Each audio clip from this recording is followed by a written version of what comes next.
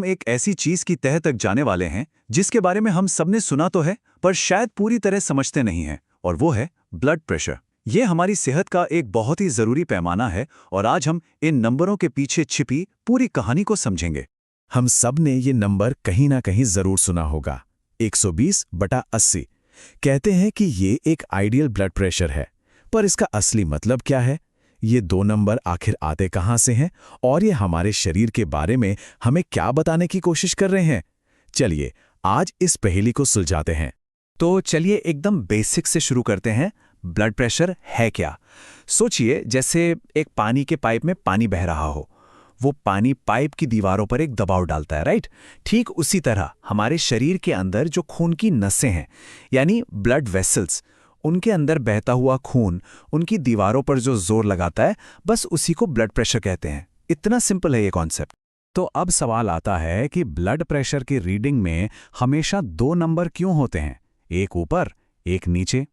इसका जवाब छिपा है हमारे दिल के काम करने के तरीके में। हमारा दिल, जो कि एक कमाल का पंप है, असल में दो खास काम करता है। आइए देखते हैं कि ये दो नंबर कैसे बनते हैं। ऊपर वाला जो नंबर है उसे कहते हैं सिस्टोलिक प्रेशर।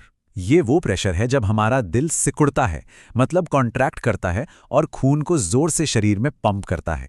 और जो नीचे वाला नंबर है वो है डायस्टोलिक प्रेशर। ये तब का प्रेशर है जब दिल पंप करने के बाद आराम करता है और अगली धड़कन के लिए दोबारा खून से भरता है। तो ये हो गए दिल के दो एक्शन, एक जोर लगाने का और एक आराम करने का प्रेशर। अच्छा, अब जब हम ये समझ गए हैं कि ये दो नंबर क्या दिखाते हैं, तो अगला सवाल ये है कि डॉक्टर इन्हें नापते कैसे हैं। ये प्रोसेस उतना भी कॉम्प्लिकेटेड नहीं है जितना लगता है। असल में ये सब कुछ ध्यान से सुनने पर आधारित है। ये मेजरमेंट हमारी बाह की एक मुख्य नस पर किया जाता है जिसे ब्रेकियल आर्टरी कहते हैं, और जिस मशीन का इस्तेमाल होता है उसका नाम है स्फिग्मोमेनोमीटर। हाँ, नाम थोड़ा मुश्किल जरूर है, पर यह वही ब्लड प्रेशर मशीन है जिसे हम सब ने डॉक्टरों के पास देखा है। तो होता यह है कि बांह पर कफ बांधकर उसे फुलाया जाता है। इससे नस में खून का बहाव थोड़ी देर के लिए रुक जाता है। फिर कफ से हवा को धीरे धीरे निकाला जाता है और डॉक्टर स्टेथोस्कोप से उस नस को सुनते हैं। जैसे ही प्रेशर इतना कम होता है कि खून फिर से बहना शुरू कर दे, तो एक धक की पहली आवाज सुनाई देती है। बस वो ही रीडिंग होती है सिस्टोलिक प्रेशर की। और जब हवा और कम होती जाती है और वो धक धक की आवाज पूरी तरह बंद हो जाती है, वो पॉइंट होता है डायस्टोलिक प्रेशर। ठीक है, तो अब हम जानते हैं कि ब्लड प्रेशर क्या है और इसे कैसे नापा जाता है। अब आते हैं सबसे जरूरी सवाल पर। इन नंबरों का मतलब क्या निकालना चाहिए? कौन सी रीडिंग नॉर्मल है और कब चिंता करने की जरूरत है? देखिए, अगर रीडिंग 120/80 से कम है तो बहुत बढ़िया, ये नॉर्मल है। अगर ऊपर वाला नंबर 120 से 129 के बीच है तो इसे बढ़ा हुआ माना जाता है, मतलब ध्यान देने की जरूरत है। 130 के ऊपर जाते ही ये हाई ब्लड प्रेशर यानी हाइपरटेंशन की कैटेगरी में आ जाता है, जिसके अलग अलग स्टेज होते हैं। और अगर ये 180/120 से भी ऊपर चला जाए तो ये एक इमरजेंसी सिचुएशन है, जिसे हाइपरटेंसिव क्राइसिस कहते हैं, और इसमें फौरन मेडिकल मदद की जरूरत पड़ती है। लेकिन एक बात याद रखने वाली है, ये नंबर कोई पत्थर की लकीर नहीं है। ये दिन भर में कई वजहों से ऊपर नीचे होते रहते हैं। तो चलिए अब उन वजहों पर एक नजर डालते हैं जो हमारे ब्लड प्रेशर पर असर डाल सकती हैं, और ये भी कि इसे काबू में कैसे रखा जा सकता है। कई चीजें ब्लड प्रेशर को बढ़ा सकती हैं। जैसे जैसे किसी की उम्र बढ़ती है, ब्लड प्रेशर भी बढ़ने लगता है। मोटापा एक बहुत बड़ा फैक्टर है। इसके अलावा कुछ खास दवाएं जैसे कॉर्टिकोस्टेरॉइड्स भी ब्लड प्रेशर को बढ़ा सकती हैं। वहीं दूसरी तरफ कुछ हालात ऐसे भी हैं जो ब्लड प्रेशर को खतरनाक लेवल तक गिरा सकते हैं।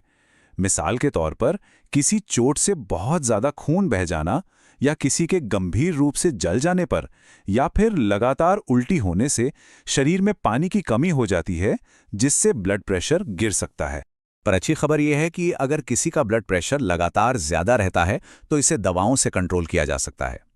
ये दवाएं शरीर के अंदर जाकर उन वजहों पर काम करती हैं जिनसे प्रेशर बढ़ रहा है, और उसे नॉर्मल लेवल पर लाने में मदद करती हैं। चलिए एक उदाहरण से समझते हैं। एम्लोडिपाइन एक आम दवा है जो कैल्शियम चैनल ब्लॉकर कहलाती है। आसान भाषा में कहें तो ये दवा कैल्शियम को खून की नसों की दीवारों में घुसने से रोकती है। जब कैल्शियम नहीं घुस पाता तो नसें सिकुड़ने के बजाय रिलैक्स हो जाती हैं, मतलब फैल जाती हैं, चौड़ी हो जाती हैं, और जब रास्ता चौड़ा हो तो खून आराम से बहता है और दीवारों पर प्रेशर अपने आप कम हो जाता है। तो सबसे जरूरी बात यह है कि ये सिर्फ नंबर नहीं है, ये हमारे शरीर की भाषा है जो हमें अपनी सेहत की कहानी बता रही है। और जब कोई इस कहानी को समझ लेता है तो वो अपनी सेहत को बेहतर बनाने के लिए पहला और सबसे अहम कदम उठाता है। तो अब जब हम जानते हैं कि 120/80 का मतलब क्या है, तो असली सवाल ये है कि इस जानकारी के साथ क्या करना है। जब ये नंबर एक कहानी बताने लगें, तो सोचने वाली बात यह है कि किसी की सेहत की कहानी का अगला अध्याय क्या होगा। ये फैसला हर किसी को खुद करना है।